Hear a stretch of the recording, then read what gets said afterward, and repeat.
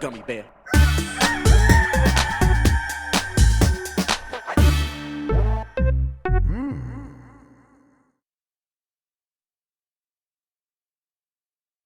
It's the internet. You're busy. Let's do this for August 31st, 2022. For the next hour or so, let me help you sort through the world of gaming on Game Mess Mornings Live with me, Jeff Grubb. Today, Detroit now belongs to the Chinese, and where we're going, we don't need stick drift. But first, please join me in welcoming today's co-host to Game Mess Mornings. It's Jordan Middler from VGC and Overload. Jordan, Hell yeah. How are you feeling today? I'm feeling great. I've just published my Last of Us review. I'm feeling relaxed. I'm feeling like I'm not going to come back to Twitter after this hour to just a wall of people who haven't played the game telling me their very correct opinions. So I'm feeling pretty good. How are you, man? Yeah, that's how it works. I'm great. I didn't play that game. I was meaning to be like, I didn't play that stupid fucking game. And but I'm like, you know what? I don't. I'm putting it on you. You're the one that had to do that. You're the one that has to deal with it. I'm not going to take that stuff. I've never been it's not just like The Last of Us, it's prestige gaming, like in general, like all those games that usually try to like be like, we are game of the year, deal with it. I found like, this is rubbing me the wrong way. And I think I fundamentally disagree of what a good game looks like compared to what you are presenting here. But that's probably me being a bit of a douchebag. I'll say, we're gonna talk about this here a little bit in the catch up, but just like, you want to give a little bit of a preview? Like, it sounds like you were like bracing for something from a response from fans. Did you hate it? What happened here? The lead up to this game, no, it's the opposite. I am one of the few people that are going to come out here and say the changes they have made, which are largely minute animation changes that make the best part of that game, which was the performances, better, make it a worthy remake. So I'm out here being like, yes, in fact, it was a necessary thing. It's too expensive, but eventually it won't be, and you don't need to play it right now, because if you're in that desperate of a need to find out what happens in The Last of Us, you've had your opportunity. Yeah. So I think it's great. We'll talk about it more in the catch-up, but fantastic. Okay, before we get into this mess, let's explain ourselves. Each weekday, I, Jeff Grubb, will help piece your gaming life back together. That includes breaking news, the catch-up where we discuss the biggest topics consuming the lives of gamers everywhere, and maybe even bring in some of our own original reporting. For all these topics, I'll get the input of a bona fide expert who will make me look smart. If you are watching live on Twitch, welcome. Hello, Twitch. You can always listen to the show later on podcast feeds by searching for Game Mess Mornings, or find the RSS on giantbomb.com. You can also catch the show later with chapters and timestamps on YouTube. Hello, YouTube. Thanks for hanging out with us. Okay, we have a lot to get into, so let's start the morning mess with Konami.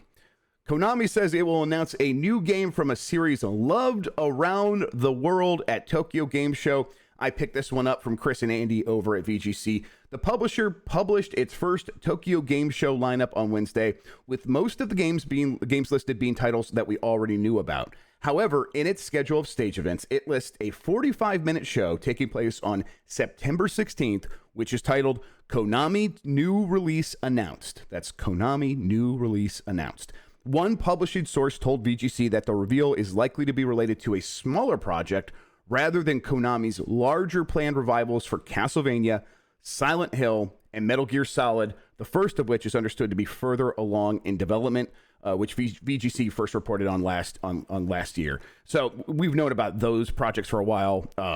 Silent Hill is one that it just feels like at any minute that could happen, and also we might not hear about it again for 2 years. Like that one is like the Schrodinger's game announcement that we just got to like keep looking for to see if it appears every time we look away.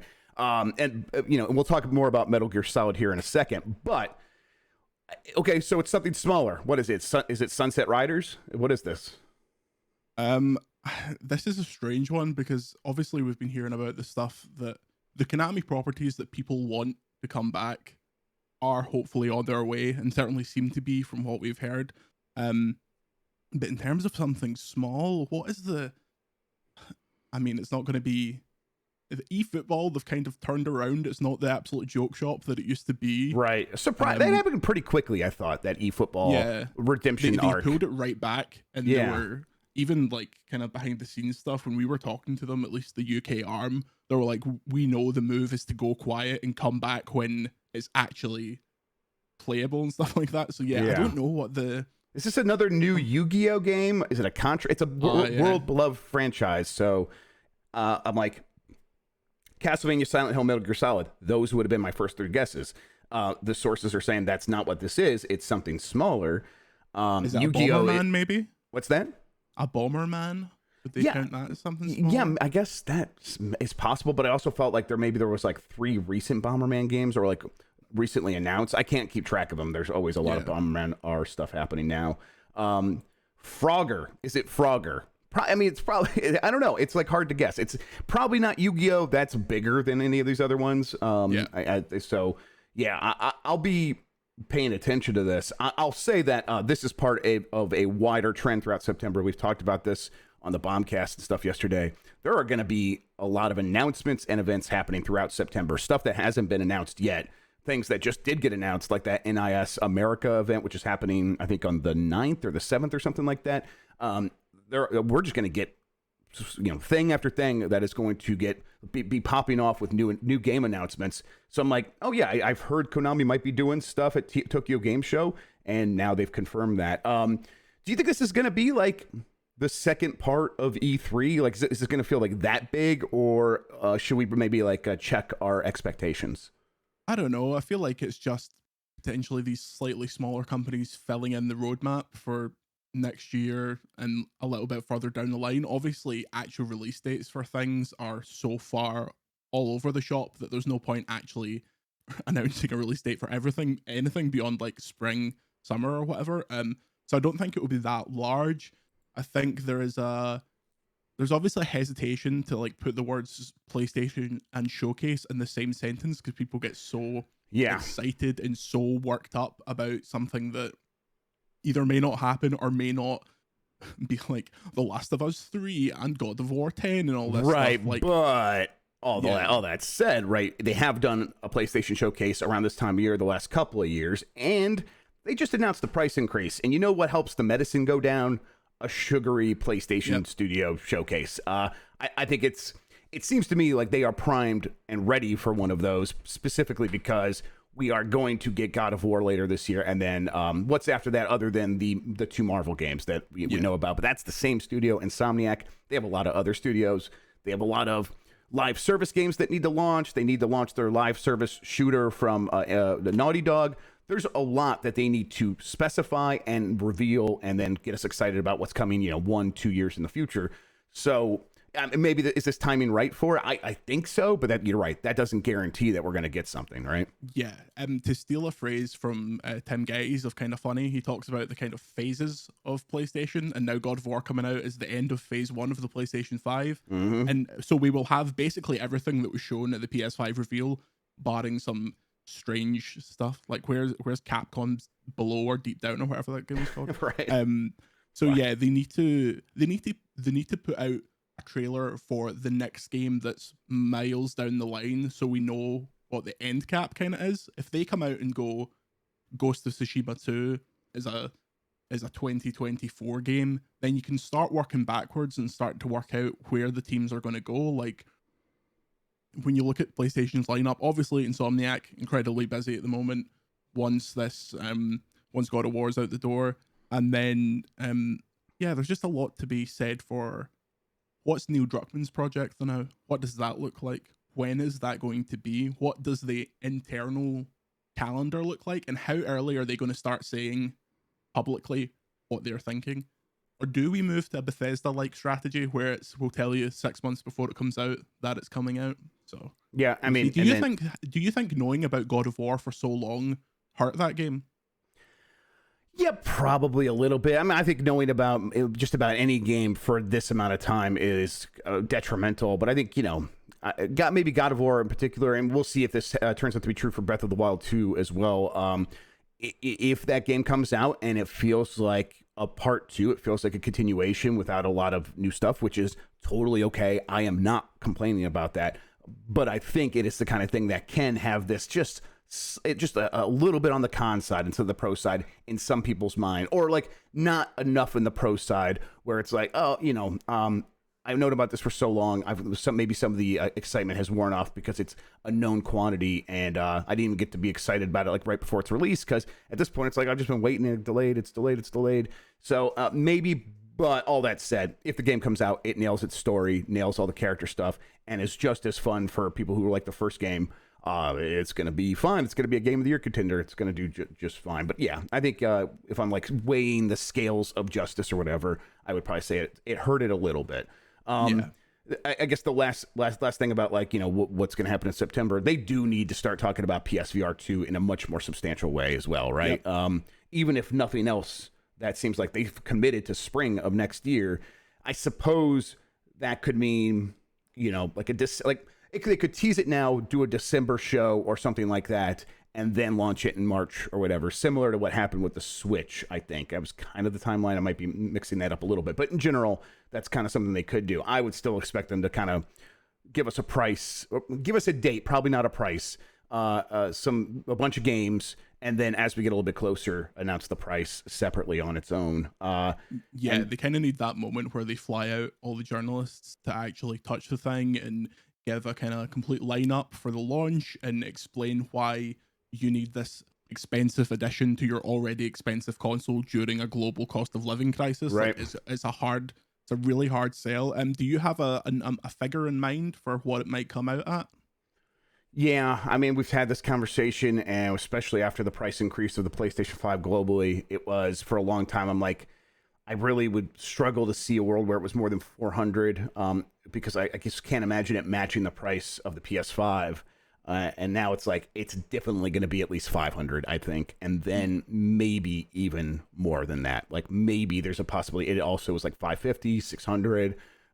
Something along those lines. And I think, the price increase probably took all this stuff in mind. Like we are going to announce this PSVR 2 at this price, and to help make that go down better, maybe we'll just explain we're charging more for the PS5 too, because things just cost more. And the PSVR 2 does not have the same benefit as the PS5, where the PS5 is going to sell in this volume, and every person who buys the PS5 is going to buy 10 video games. People who buy the PSVR 2 will buy some video games. They're probably not going to be buying 10 video games each, at least on average. Probably not. I mean, maybe the PSVR had really great attach rate. I doubt it, though. I bet it was like, 4 to 5 games per PSVR or something like that. So it's like, you don't want to offset those costs, or you don't want to expect to offset those costs too much with software sales. And, VR games tend to cost less anyhow. So it's just like there's all these factors.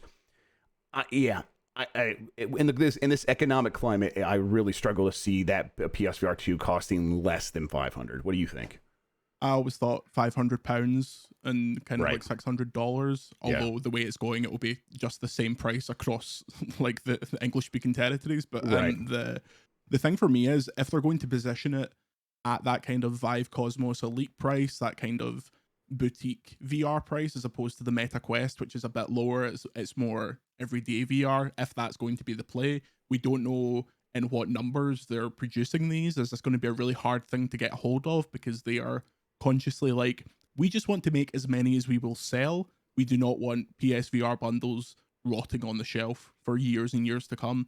So I think it's an interesting play that I don't think they would have committed to had they not announced it in a healthier economic environment. You don't do a project like this in this kind of in 2022, especially after everything that's just happened. But I think it will be, I actually have really high hopes for it from a technical perspective, and I think the games will be excellent. Like Mizuguchi said that he's wanting to make a game for it, and I will follow that man to the ends of the earth. So I bet it's the kind of thing that comes out, gets rave reviews from people who didn't have to pay for it, but the review is, look, this is brilliant, but Jesus Christ, it's like £600 or whatever. So in chat, 60 Cake says, are pounds still a thing? Isn't it euros? And you know how that Dexit thing happened in Pokemon? It turns out something pretty similar happened in Europe with the EU. Look it up. It's called Brexit.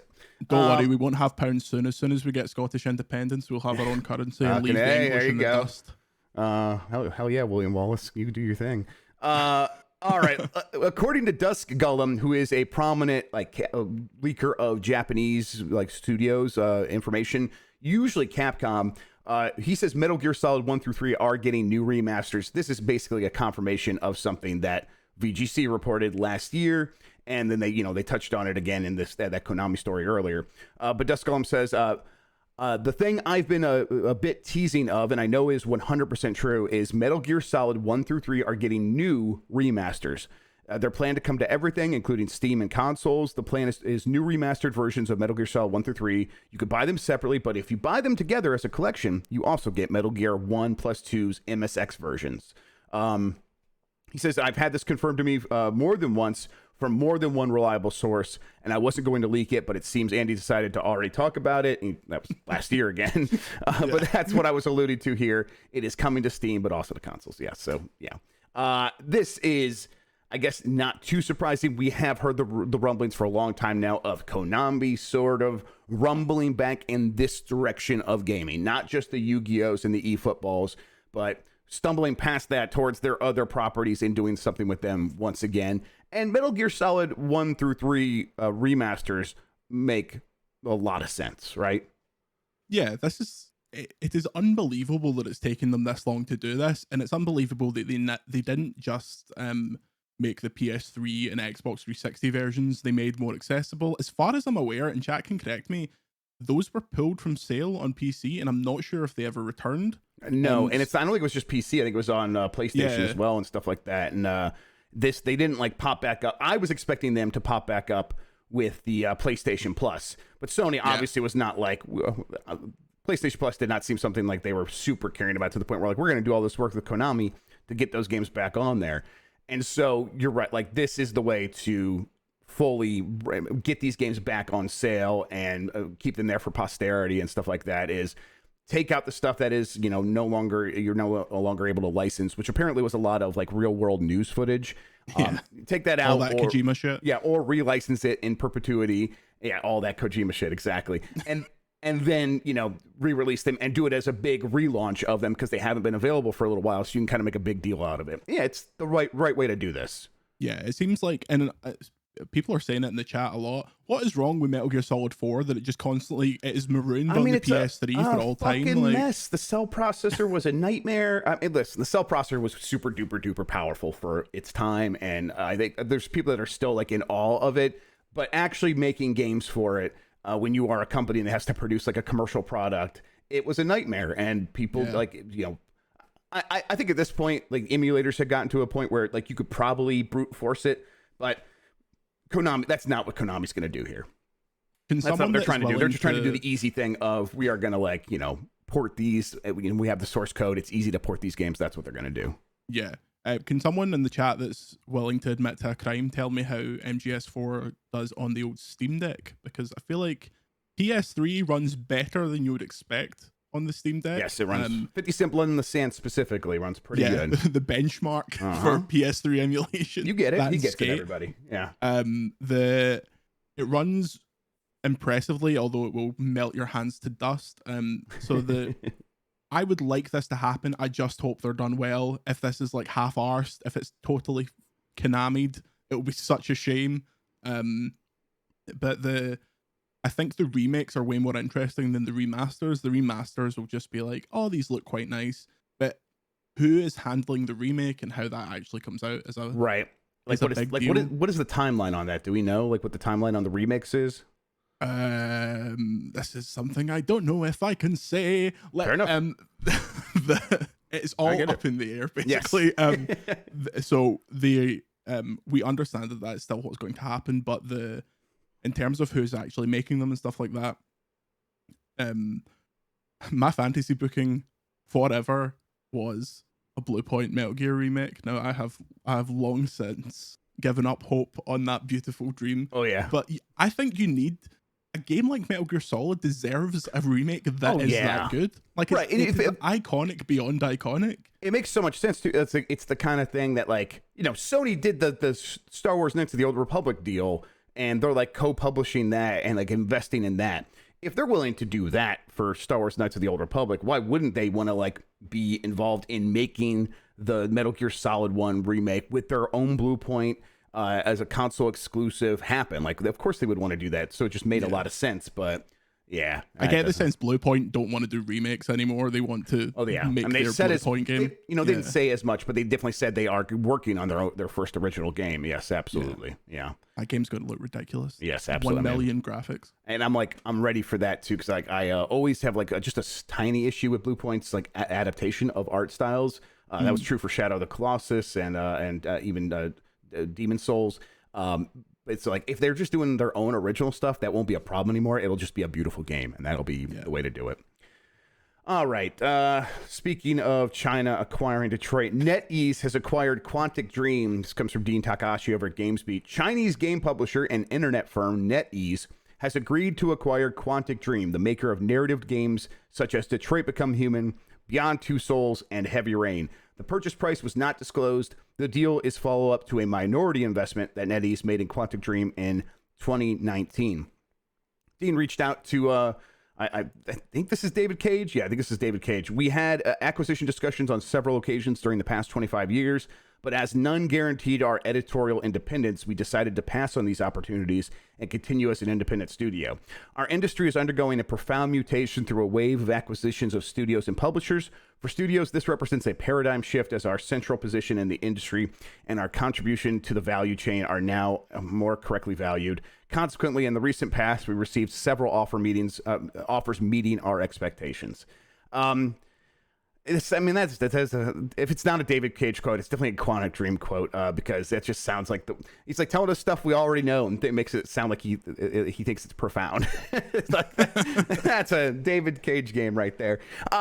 Okay, yeah, we've heard about this. This was rumored for a while. The deal's gone through. Here it is. I mean, I don't know. I think. Do you think this like does anything for Quantic Dream's like Star Wars game? Makes that more likely to come out or whatever? Or what do you think's happening here? Oh, NetEase will just buy anyone these days, apparently. Yeah. That Star Wars game, never coming out. Like that is a future listicle of the top 10 games that were announced and never released. Yeah.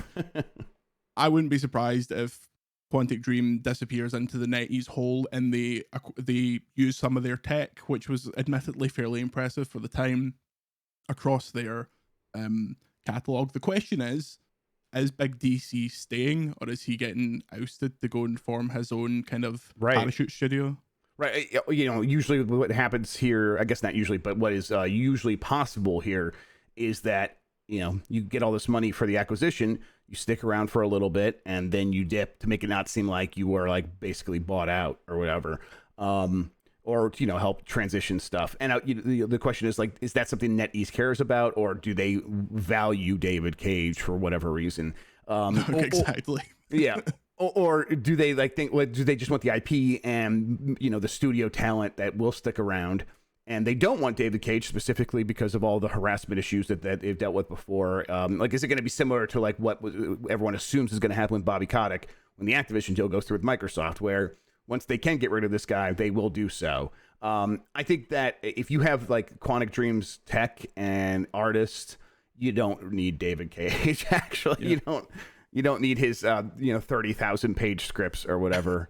Yeah, the games might sound like they were written by like a human being. Exactly. Yes. That's the thing though. Like, did NetEase approach this saying we want David Cage style games in our portfolio? Because you can see a world where all that stuff doesn't come out about David Cage and like Microsoft or Sony picks them up because they're like a reliable studio that makes exactly one type of game that you can reliably put in your portfolio. Yes, it shows good in commercials and stuff. It's like they're like good marketing at the very least. They included the person from Detroit and like a lot of the PlayStation's like first party adjacent kind of marketing when they were doing the deal with them, even though I thought that game was absolute ass. But the question becomes, if David Cage does go into a parachute studio, like, is this going to be another situation where like he goes and does a parachute studio for like a year and then NetEase or Tencent come and pay for that, and this cycle just keeps repeating and repeating? Exactly. Because these auteurs, these like big developers, it would be nice to be one of those right now because people are just pissing money away at absolutely anything. 100% are. Yep. And you know, they get paid twice. Like it's what you're describing. They get paid twice. They get paid now when their studio gets acquired, and then when they leave that studio to go found a new one with another big investment firm or whatever, It could be NetEase again. It could be Tencent next time. It could be anyone else. They get paid again to start their new studio and have full ownership, and then one day they'll sell that again. Consolidation has its concerns, 100%. I think it might be evident in like Embracer Group, depending on what Embracer Group is going to look like in the long term. But it just feels like, if you do the sniff test on Embracer right now, it's like this just feels like corporate consolidation to no real creative end. It is just some bizarre Frankenstein business strategy that they think like, well, growth is growth, and that's all that matters here. And if the people underneath there get crushed, so be it. The good news in gaming right now, and this is maybe a little bit different than in other creative fields, is what we said. There are a lot of people outside of the system willing to give you a lot of money to start your studio. That could change, and when it does, then maybe we will have some real problems on our hands. But right now, this is a mess, and it kind of doesn't matter if the mess involves consolidation or not. Like, the gaming industry just feels unsustainable as is, no matter what. Yeah, I also wonder when these big, your Tencents and your NetEase and your Embracer, when do they start putting out games that get like 90 to 100 Metacritic? Right, when do they stop putting out these games that come out with a bit of a thud? I know there's a story later about, for some ungodly reason, Saints Row doing quite well, but the games they put out are by and large mid, and they obviously do not want that. They want the Grand Theft Auto 5 and all of the things that means in terms of a huge lifespan, a huge online community, a massive amount of spending.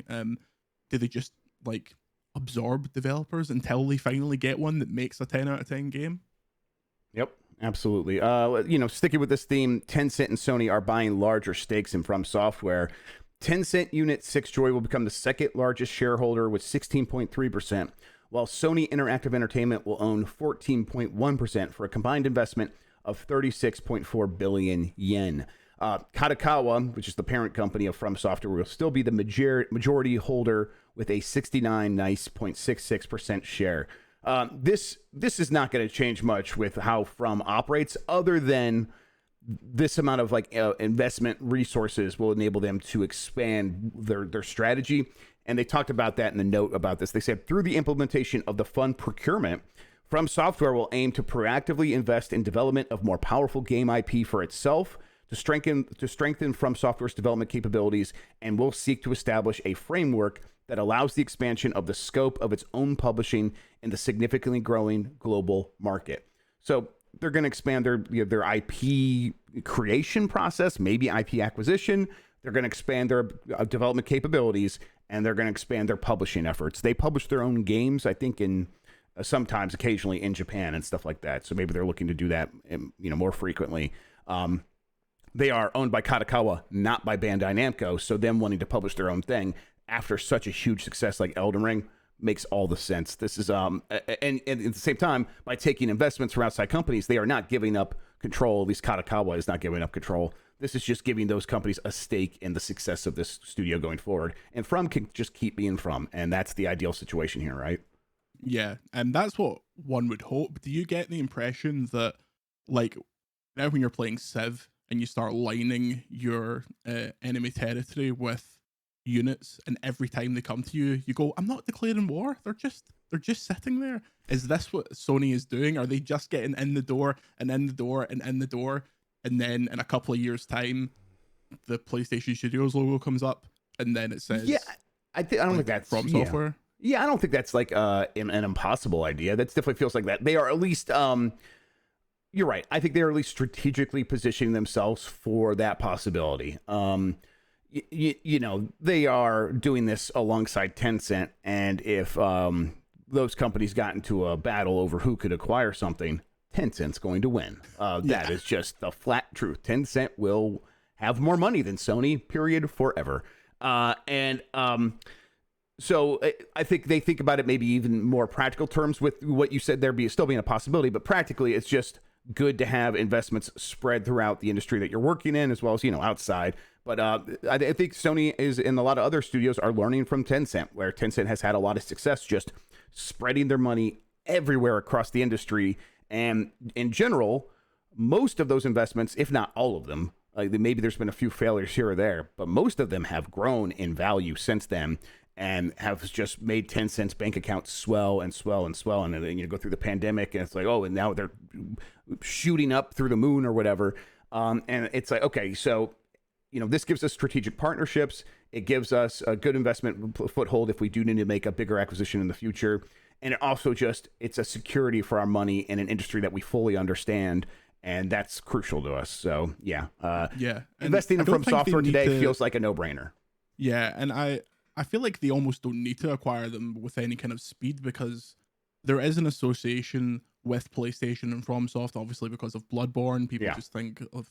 And Bloodborne 2 is such a, the highest, probably the highest requested unannounced game going right now as a sequel to Bloodborne. So even if this is just kind of greasing the wheels towards something like that, I hope that doesn't get acquired, because I feel like the acquisition wars are getting very tiresome. But I could also see Microsoft, if Microsoft make another big move, be it Sega, Capcom, something of that tier, I could see Sony going, right, fucking stop, we're taking From as a stop doing this kind of move, as in we have to retaliate, because if not, there'll be no more players to pick from. We'll have to pick up bloody, I don't want to disparage a developer. I was literally trying to think of one, and I was like, nah, they just got bought. They just got bought.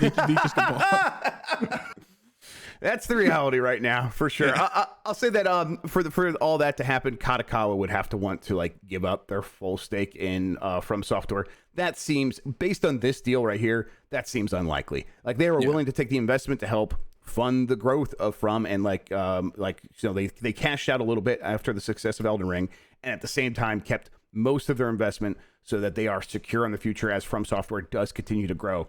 This is, if you are standing there today and you own most of From Software, you want to take a little bit of that payday, for sure. But you also know that Elden Ring 2, almost no matter what, is going to come out and be another massive success that probably eclipses even Elden Ring 1. It is going to be the most anticipated game of all time. It is going to be just a massive, massive success. So investing today, a no-brainer for everyone involved here. But for Kadokawa keeping what they have, so at least through, I think, Elden Ring 2, no one else is going to be able to acquire From at this point, based on what I see from this deal. IO Interactive, it's Project 007 and Project Dragon are set to release after March 2025. At least that is the suggestion here, based on what IO Interactive said about its future. The company shared its financials. It said its revenue grew 7% thanks to launching on Steam, as well as, and primarily due to, IOI's Xbox Game Pass deal. So Hitman 3 showed up on Xbox Game Pass. They said they got performance bonuses as well as minimum guarantees, and that was a big contributor to their success during that last quarter. IOI is considering opening more subsidiary studios in new countries to accommodate its need for growth. They've already done that. I can't remember where the last studio opened. I want to say Germany or something like that. They say recruitment is tough and labor costs are growing really fast. So they are looking to new territories to open up places where they can get some work done and maybe pay a little bit less, in emerging markets is what I think the suggestion there was. Speaking about its future, IO Interactive warned that there's a risk for its annual upcoming reports due to long production phases ahead before the next release of its next big hits. It said, more precisely, fiscal 24 and 25 estimates show a significant decrease from today. That would suggest that they will not have anything in fiscal 24 and fiscal 25, and I'm pretty sure that their fiscal year runs through March. So that would mean until March 2025, do not expect to see Project 007 or Project Dragon. That sounds real. That sounds right. We Hitman launched in January of 2021, kind of going 4 or 5 years between their next game. That sounds about right. Yeah, the most recent IO was in Barcelona, I believe. Thank you. That's right. Yes. But yeah, especially I think the cadence of the Hitman trilogy, which are practically perfect games, I think that sets people up to expect them to make this 007 game a lot quicker. But obviously those games are very iterative. They were literally using the same tech in certain sections of it, same maps, same assets, stuff like that. But yeah, I can see this being a mid to late this console generation game. They're going to want to come out and make a big splash. Obviously the James Bond game is Hitman adjacent, But this other game is like the most kind of wild Right. thing they've done since like Big many departure. ninjas in that Yes. era. So I think they're going to want to get this right, and they have a lot of goodwill. I just wish they would keep a Wetworks team just making new Hitman 3 stuff on the side. Well, that has actually happened a little bit. It seemed like from the launch, it like, here's our promise for post-launch support. And it was like, well, no new maps and stuff like that. And then since then, they're like, well, the game has been really successful for us. And in this report here, they said that their year 2 sales were higher than they were expecting for Hitman 3, and a big part of that obviously was going to Steam and things like that. But they have released a new map, and they are working on new content, and they keep talking about, and here's our roadmap for the next 6 months, and it's jam packed with stuff. So it's like, okay, I think that they maybe realize that they can mostly survive on the success of Hitman 3 going forward if they just give it a little bit more love than they were planning to. So, I that's not me saying there's going to be a Hitman 4 though, right? Is that kind of what you were hoping for? No, honestly, I think Hitman, much like Rock Band 3 was like the peak of Rock Band, and you just wanted that to be supported forever. That's kind of where I'm at with Hitman 3. It's got all the mechanics I want in it. Just give me new locations. Like, I wish there was a robust like map creator, like a community creations for Hitman. That would just be incredible. But that's obviously they have the contract mode where you can make contracts in a level, and that's fun on its own. Imagining the possibility of that paired with actually creating your own level, like just like steal the tools from Red Lynx that makes the Trials game. So just take all that stuff and throw that into Hitman, and you got a stew going, baby. Yeah, exactly. The kind of the things that could be done with that would be amazing. But yes, I played that smaller kind of pirate island that they put out recently, and that was cool. I like those small maps, but the big maps in that Hitman trilogy are just some of gaming's best, and I wish that they would even commit to like one a year. Just be like, in September we'll give you one more big level, and but now imagining them taking that time, like, and enabling themselves to really get creative. I mean, I've said it before. They need to just take the train, and they need to take the characters from the murder mystery level and put a murder mystery on the train. Yeah. And that's what they should do next. I think that could be really small, and I think it's like, I don't mean like small as in like it's not a lot of work. I think they would still have to do a lot of work to make that work, but it could be very dense in terms of it's content and it's rewarding stuff that you could discover. I think that'd be so cool. But I bet they considered. It seems like they've considered a lot of things, and maybe they were like, "That Jeff, that won't work," but still make it happen. Yeah. Saints Row Reboot debuts at #1 on the UK box chart. This comes from James Batchelor at GI Biz. The new Saints Row was the biggest selling box game at UK retail last week, launching at #1 in the weekly charts. When asked, UK Gamer said, "Fuck you, Jordan Middler. We're going to buy this no matter what you say." Fuck the UK in response to that. The UK is obviously in the absolute mud at the moment. Of course, and we all know this. This is emblematic of the problems. It was the worst selling game of all time in Scotland, but it was fucking down there in England that really set off. I will not be distancing myself from this at all. I'm fully embracing this beef with the UK. Good. Let's fucking do Giant this. Giant Bomb is staunchly pro-independence. There is a mailbag from like 8 years ago when the first independence referendum happened, when they declared themselves staunchly pro. Saints Row is mega shite, but the thing I keep seeing is like people picking up and being like, yes, I mean, yes. Well, I think that's what happened here. I mean, so the game launched last Tuesday to mixed reviews and marked the first entry in the series since 2015's Gat Out of Hell. According to GFK data, Saints Row sold more than 5 times the number of units in its first week as 2017's Agents of Mayhem, a multiplayer spinoff of the series. Comparisons with early Saints Row titles are somewhat tougher due to the shift towards digital sales. The last full entry was 2015's Saints Row Gat Out of Hell. Only one other new release entered the charts this week, Atlas's Soul Hackers 2, which debuted at number 11. So, like, gamers were like, I don't know what this anime shit is, but Saints Row I've heard of. I've been wanting to buy a new game for this $500 goddamn console I bought. Like, give me a reason to actually justify this thing to my wife, my spouse or whatever. And they were like, okay, I gotta go buy a new game. Everyone's talking about this Saints Row. They're not saying good things about it, but everyone's talking about it. I mean, at some point it's that simple. Like, new game is new. And I'll say that's a little surprising because Agents of Mayhem was once a new game. I just think it and then, like, remember when it debuted, it tanked. I mean, 5 times what Agents of Mayhem did. Like we talked about this before, but it was like number 16 on the MPD in its first month. And I just remember being flabbergasted by that, being like, this is a new game with a marketing budget. That shouldn't happen. That has not happened before. A game of like coming from this level of developer studio. Usually they just brute force their way into the top 5 with marketing power. And that didn't happen. This time it just seems like, well, I don't know. Maybe if you do have the name recognition on top of like the marketing power, maybe that is the magic recipe to actually get back into that top 5 or number 1 in the UK. I'd like to take a moment to shout out basically Ollie in the chat, a member of the Overload Parish, who points out Agents of Mayhem was a single player game, not a multiplayer game. That's right. Oh my God, that's right. Yeah. James Batchelor in the mud, I'm afraid. GI.biz. Wow, completely wrong. It was probably Danielle that wrote that story, though. If you probably think about it. That sounds right. Yeah, and James just taking the credit for it. Absolutely. Yeah, they're falling apart over there at GI Biz. This is it's Danielle's a real literally shame. messaging me on Discord right now instead of doing our job. So there it is. More proof. There. It's just a mess. That's an embarrassment, honestly. New 8-bit Do Ultimate Controller. You know what? I got this little thing here. We can look at this thing. It looks pretty handsome. It is an Ultimate controller. It comes in 3 versions: Bluetooth, 2.4 gigahertz, and wired. The Bluetooth and 2.4 gigahertz versions include a charging dock. The controller costs $70. This is a lot for an 8-bit Do controller. Typically, they go for like the $30 to $50 range.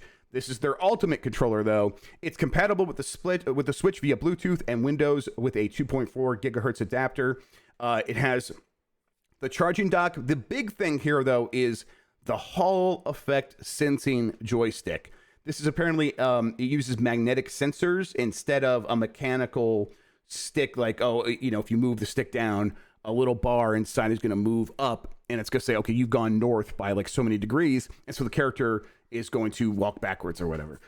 Here, it's going to use a magnetic sensing thing, which allegedly is going to eliminate stick drift in these controllers. Listen, I don't know if I'm going to buy a third-party controller just to avoid that, but my big problem is I want these things inside the Switch itself. I'm sure that the Hall effect sensing mechanism is more expensive, but if this, it's like, oh, there's a solution to this, and manufacturers are just choosing not to use it. That must just be a cost-saving thing, is what I'm getting here. I'm like glad that 8-bit Do is sort of forcing the issue. Is this something you would consider? I think the 8-bit Do games are for like playing these old man games. So are these controllers good? This is the thing, because I see these advertised. I love 8-bit Do controllers. Yeah, okay. I use them all the time. Yeah, I got one of those like Super NES 30 ones here that has just a shape like that. But I got like their Pro 2 one is really fantastic. So I was kind of worried about these because in the UK, there's like, if you buy a subscription to like Edge magazine or Play magazine, you will get an 8-bit Do controller as part of the subscription if you pay for the whole year. So I thought, oh, are these like Mad Catz tiers? But if they're that kind of good, this is the same company that makes analog stuff. So like the Analog Pocket, okay. It's the same people, same exact people. So like they take it pretty seriously. It does have like, they're not the most expensive material, but it's also not the cheapest material. They find a good solid plastic to build stuff with.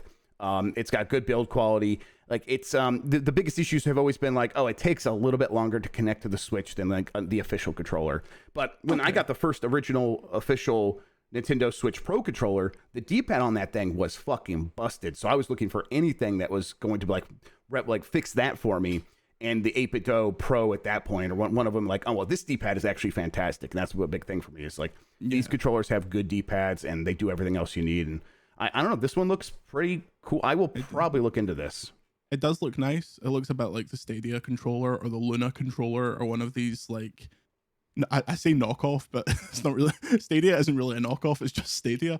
But what controller do you use if you're playing some dual analog illegal games? What is your go-to? Is it like, I know a lot of people still use the Xbox 360, which is just crazy to me because that's an old. Yeah, I would use an Xbox One or Xbox Series X controller at this point if it's like that. I had that in front of me, but I usually use the Elite 2 connected to my PC. I really like the D-pad on that. I really like the D-pad on the Xbox, the Xbox Series X launch controller as well. I think some people have an issue with it.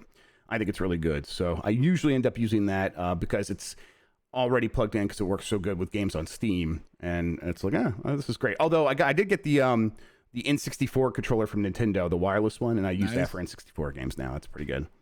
I've used the DualSense when reviewing like Sony's PC stuff because they've integrated a lot of that stuff over, which is nice. But yeah, I usually use the Xbox Series X. Is your Elite controller falling apart? Because I feel like mine's everyone not. I talk to that has an Elite controller is gubbed. Yes, everyone seems like it seems like everyone else's is. Mine hasn't, but I think I might not just use mine as much as some other people, and that's kind of fake gamer. Mouse and keyboard when I'm on PC 90% of the time is the reality, but also fake gamer for sure. All right, finally, FIFA 23 was accidentally made playable a month early on Xbox. This comes from Jordan Middler at VGC. Explain what happened here, Jordan Middler from VGC. You can log off for a bit, Jeff. Okay, cool. I'm gonna go take a nap. Basically, on Xbox, they pushed an update to FIFA 23 that was preparing the game for preload when it goes into early access on EA Play, and when you buy the fancy edition, you get it a bit earlier. However, people who already had the game installed from the beta or already had the game installed, there is literally an ice cream van driving past my window. I was gonna say, is the Pied Piper going by your house? Is there a flautist, and a bunch of children chasing him? It's Andrew Wilson and he's like Sweet Tooth ice cream van coming to kill me for telling this story. Yes. People who had the beta for the game had like the game client, and that just updated and launched, and people were into the full FIFA 23 with Ultimate Team, with everything. So all of this stuff that hadn't been revealed, like certain kits, like Liverpool's away kit or third kit, hadn't been revealed yet, but it was in FIFA because it had to be for the launch of the new season. All this stuff is just posted onto Twitter, and we reached out to EA, and they were just like, for fuck's, like you know when you go to a company and you're telling them the story, like it was that kind of reaction. Wait, what's happening here? Can you explain that again? Wait, oh shit. Yeah. Especially because the like EA's like PR like uses different agencies and stuff, so it's not as if you're just going directly to the source. So this happened for about 2 hours, and because FIFA is the biggest thing in the world in the UK, it trended straight away. People were getting into it. It has basically been resolved. What was happening was after 2 hours, you would get that pop-up saying your trial has expired, even though there was no trial or anything. So I think EA are quite happy about that. But it's too late. Like, they're locking the stable door after the horse is bolted. Like, the whole game, everything is out there. All the player ratings, which is a big marketing beat for them, it's all out there. So, me and Chris were just like, well, the game is there. Send us review code. Like, the game is literally right there. Oh, these assholes get to play it. Let us play it. Yeah. No. I would imagine like the FIFA content creators are just going bananas with this and like creating like a million videos about every little tiny tidbit. There's one camp of people that were awake and ready to go when it happened, so they have like footage of FIFA 23, and then the other camp of people being like, oh, EA should just release the game early. They should just like fuck off their entire marketing strategy and release the game early because we didn't get to play it. But yeah, I watched some of the footage. It was like, sure as FIFA. They didn't show any of Celtic, so I'm not that bothered, to be honest. But FIFA's out in like a month, and then you'll never hear from me again. Well, I'm glad you're here today for us. We appreciate that. And speaking of you being here today, let's get to the catch up with The Last of Us Part 1 review roundup. I wasn't able to like get a bunch of quotes, but you have played the game for review and put out your review the second we started the show today. Yeah. What do you think? I think generally The Last of Us is one of the best games ever made, and this is a version of the game that makes my favorite thing about that game much better, which is the performances. So it was a weird thing to review, because in the back of my head I was like, people fucking hate this for some reason. Like, what is am I going to find this thing that is just not like the way I remembered it, but is an absolutely visually stunning game. It's like it goes straight to like the top tier of best looking PS5 games. It's a Naughty Dog game. That was going to happen. But the thing that really struck me is like, people that have played The Last of Us know about the scene in the first 15 minutes when the thing happens. That was really sad on the PS3, on the PS4. On the PS5, I like had to stop looking at the screen because I was like, this is way too sad, way too realistic. And we've hit like the live leakification of video game gore to the point where it is so realistic that it's like, I can't just look at this anymore. So that was the moment where I was like, that's why this exists. That is why this is a tangibly different product to that PS4 version, which doesn't look that good anymore. It came out in 2014. Like, people need to relax with saying that it looks the same because it just doesn't. But yeah, it's great. The gameplay isn't as good as part 2 because they couldn't really add the improvements from part 2 because it would break some of the combat encounters. Yeah, that would have been a significant. It's the same kind of thinking as why they remade this instead of remaking Uncharted in the first place. This game was kind of like they wanted to keep the gameplay of this because it still held up, and they didn't want to completely rework everything like they were going to do for Uncharted. So it's like, yeah, of course, this is what they were going to do here. The question is, 70 quid. Like that is a it's a big hell number. of a lot of money for any game. And to that, I would say, when an Ultra HD Blu-ray of like your favorite film ever comes out, are you the type of person that's like, well, I need to upgrade, I need to get that best fidelity, highest perfect version of it? That is kind of the audience this game is going for. I don't think it's like, oh, are you going to get Horizon or Uncharted, The Last of Us? Like, they don't fill the same kind of space, in my opinion, and it's not a game that you need to pick up straight away. And so, yeah, it is a really nice version to have out there. And I think in a year's time, when it's like 40 quid or whatever, or when it eventually goes on the PPP, all of this stuff about the price will be completely forgotten about, and people will still be like, oh my fucking God, look how good that game looks. The triple P. Yeah, eventually it'll get there. Yeah. The reviews are mostly glowing. I mean, they are like almost entirely glowing. You could scroll through here continuously and just 100 here on Metacritic. And everyone's basically saying, hey, it makes one of the best games of all time better. That's how most people seem to be framing it. And it's kind of hard to argue with. The pricing seems to be the only issue that anybody's really hung up on. And so, okay, that's... If you don't want to buy it right now, that's fine. Wait, it will go down in price. This is not like a Nintendo game. This is a game that a lot of people are going to buy, play, and then you'll be able to get it used here pretty soon. So, yeah, it seems like, I don't know, a big, fantastic release for them. Do you think that this is the kind of thing where, like, if this works really well for them, do they begin like going back and doing this to Uncharted next, or would it be too much work to try to bring back an Uncharted in the same way? I think they should do Uncharted, but do it the whole hog and make it a proper remake with like forced shooting and things like that, because it's like, it's 2007 to 2022. Like, we can remake games in that span of time. Like, it's okay. I think that'd be a great choice. My worry is they go into the PS4 era and grab something out of there and do this thing again, because I think they just about get away with this because it is one of the best games ever, because it is one of the most critically acclaimed games ever, etc., etc., etc. If they did this to like I'm trying to think of one, like if they did God of War remastered in like a couple of years' time or something like that, I think that is when people would start thinking like, right, you're actually taking the piss now. Right. But because Last of Us is a PS3 game that came out on the PS3's like dying days, when it realistically should never have ran on that console, then gets made a bit prettier for PS4, and now 10 years later they're making it look amazing. Like, apart from the price thing, I've never really understood why that has been such a problem for people, like the time wise.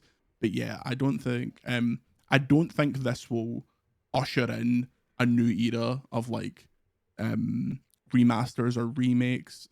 Someone in the chat's asking, we're going to need an explanation of taking the piss. I thought is that?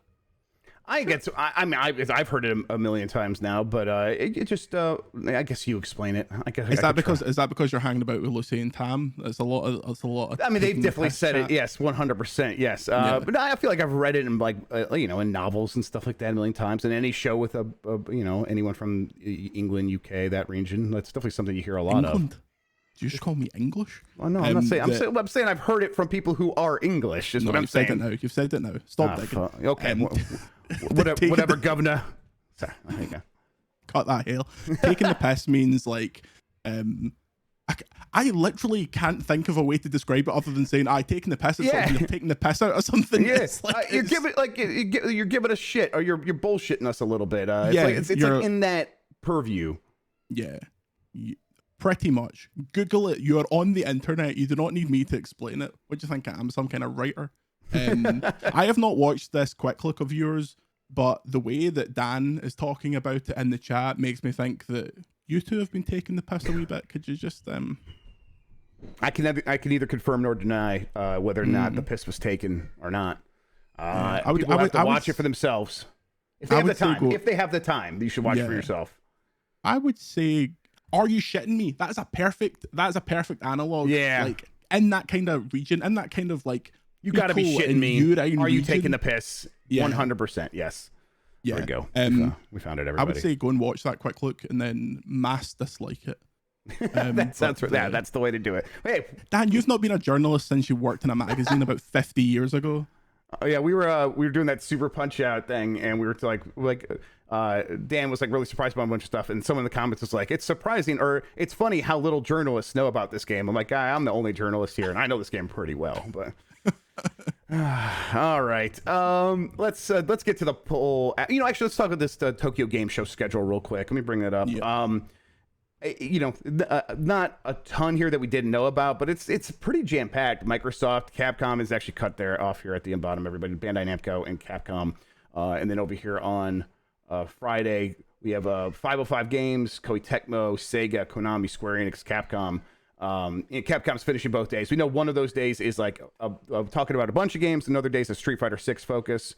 And then like you'll get Level 5 on Saturday, stuff like that. Gung Ho, Project Moon, and then the Japan Game Awards. I'm looking forward to Tokyo Game Show. I think there will probably be a small handful of surprises. If not like at that show, there will be some surprises that happen by then that will get elaborated on by then. So. There's a specific the guy who left the Yakuza team to go and form his own studio that we literally talked about on our last episode. I really want to see their game. Like, I hope that is like something that comes out on a stage. Like, do you obviously Microsoft are doing a thing. Do you think they court anyone to come out and be like, big Japanese game on Game Pass, here we go? Because the console has been doing fairly well in Japan, or the PS5 has been doing absolute dog shit, but Yeah. I mean, I think it's a little bit of both, right? Because the PS5 is so supply constrained, and the Xbox is doing better than the previous Xboxes. So, I think Microsoft probably does something like that. I think they won't try to say, hey, we're making an exclusive other than what they're doing with Kojima. I don't think they're going to replicate that too much with other studios, but saying, hey, if you have a game and you're looking for some guaranteed money coming to Game Pass, we'll put you on stage. We'll talk about that and encourage people to come to Game Pass here in Japan. I think that's possible. Blue Dragon 2. Yeah, Blue Dragon 2, finally. All right, let's get to this poll here. Let me actually move that over a little bit. There we go. Why are you still waiting to pick up a Steam Deck? And 18.9% said they already bought one. 12.5% said saving to buy one now. 24.1% said waiting for revision, and 44.5% say they do not want one. So there's almost half these people are liars because I can't imagine not wanting one. Joking, everybody. Yeah. A lot of other people will yell at me all their other reasons, but that's just engagement, baby. That's just engagement. That's what that is. He knows the score. Yeah, I know what's happening. There's only four slots. If I forget one, I'm just like, yell at me. That works. Yeah. That just gets it more attention. Here's my question for you, Mr. Grubb. At what cadence are you willing to buy new Steam Decks? If they announced a new one right now and said it was coming out like this holiday, I probably would buy it. But I'm fucking broken. I think if I were if I were restraining myself, I would probably do the TikTok.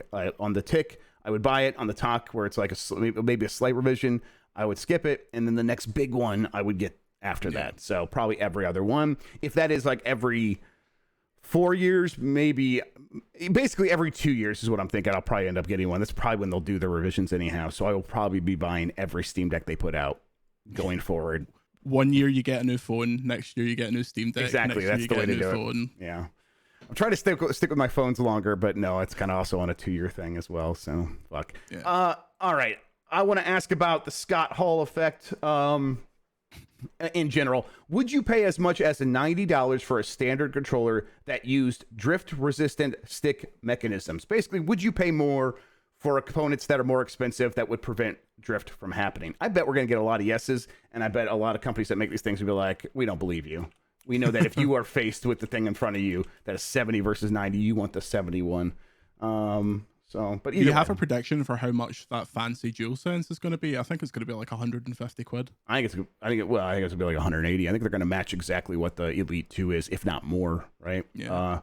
It could be even like 199 because they have like the fully swap outable stuff. It's going to be like at least 180, I think, though. I think they're off their head for not opening like a design lab equivalent.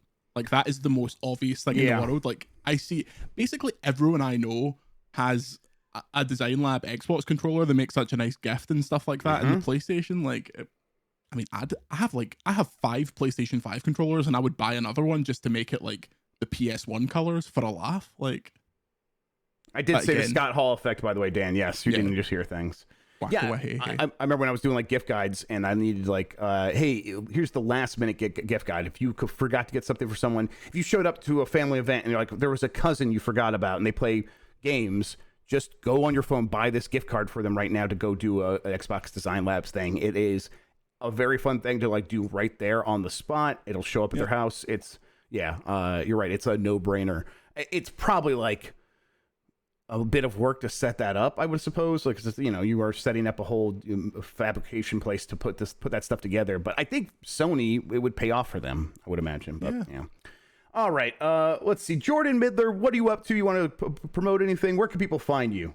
You can find me on this very hell site in a couple hours time when I'm going in the pit with Mr. Jan Jerome. I named our team the Hollywood Balds because I thought I was in a team with Reichert, and I thought he will appreciate the Hollywood Blondes reference. He will get it. He's a man of culture. That's very good. But huge dub ended up with Jan, so you'll see me on that. Oh man, lucky you! I'm very happy for you.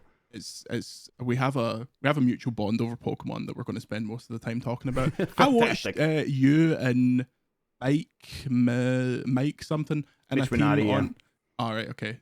Never heard.